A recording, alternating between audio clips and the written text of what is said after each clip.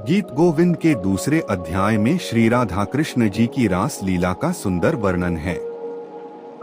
श्री राधा कृष्ण जी की भव्य रसलीला में श्री राधा जी के मन में क्या विचार उत्पन्न हो रहे हैं। यह अध्याय श्री राधा जी कृष्ण जी की प्रेम लीला के एक महत्वपूर्ण और मार्मिक पहलू पर प्रकाश डालता है। यह अध्याय मुख्य रूप से श्री जी की सखी के माध्यम से श्री कृष्ण जी की उन लीलाओं का वर्णन करता है जो श्री जी के मन में वियोग और ईर्ष्या की भावना जगाती हैं। रास लीला का भव्य चित्रण। अध्याय की शुरुआत श्री कृष्ण जी की रास लीला के भव्य वर्णन से होती है।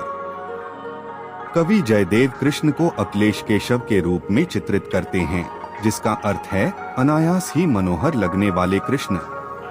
वे बताते हैं कि कैसे श्री कृष्ण जी अनेक गोपियों के साथ नृत्य करते हुए भी हर गोपी को यह अनुभव कराते हैं कि वह केवल उसी के साथ हैं। यह उनकी मायावी शक्ति और प्रेम की गहराई को दर्शाता है। गोकुल की रातें चांदनी से नहाई हुई हैं और यमुना के तट पर जहां कदम के पेड़ झुके हुए हैं, श्री कृष्ण जी अपनी मुरली की धुन से गोपियों को मोहित कर रहे हैं। हर गोपी अपनी ओर श्री कृष्ण जी के खिंचाव को महसूस करती है, जिससे उनके मन में आनंद और एक विशेष अधिकार की भावना जागृत होती है। गोपियों का उत्कर्ष और श्री कृष्ण जी की चंचलता। जयदेव इस अध्याय में गोपियों के सौंदर्य और उनकी भावुकता का भी वर्णन करते हैं।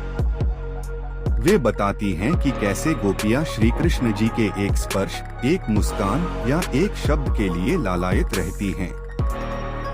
श्री कृष्ण जी अपनी चंचलता और मनमोहक अदाओं से उन्हें और भी व्याकुल करते हैं। वे कभी किसी गोपी के बालों को संवारते हैं, कभी किसी के गाल को सहलाते हैं और कभी किसी के कान में मधुर बातें कहते हैं। यह सब दृश्य गोपियों के हृदय में प्रेम की अग्नि को प्रज्वलित करता है और वे पूरी तरह से श्री कृष्ण जी के प्रेम में लीन हो जाती हैं। श्री राधा जी का वियोग और सखी का संवाद। लेकिन इस सब के बीच श्री राधा जी अकेली और उदास हैं। उनकी सखी, जो इस सारी लीला की साक्षी है, उनके पास आती है और उन्हें श्री कृष्ण जी की इन रास लीलाओं का वर्णन करती है। सखी का उद्देश्य श्री राधा जी को चिढ़ाना नहीं, बल्कि उन्हें श्री कृष्ण जी के प्रेम की गहराई और उनकी लोकप्रियता के बारे में बताना है। वह बताती है कि कैसे श्री कृष्ण जी अन्य गोपियों के साथ आनंदित हो रहे हैं, जिससे श्री राधा जी के मन में ईर्ष्या और वियोग की भावनाएं और भी गहरी हो जाती हैं। श्री राधा जी का मन श्री कृष्ण जी के प्रति अपने अनन्य प्रेम के कारण इस स्थिति को स्वीकार नहीं कर पाता और वे स्वयं को अकेला महसूस करती हैं।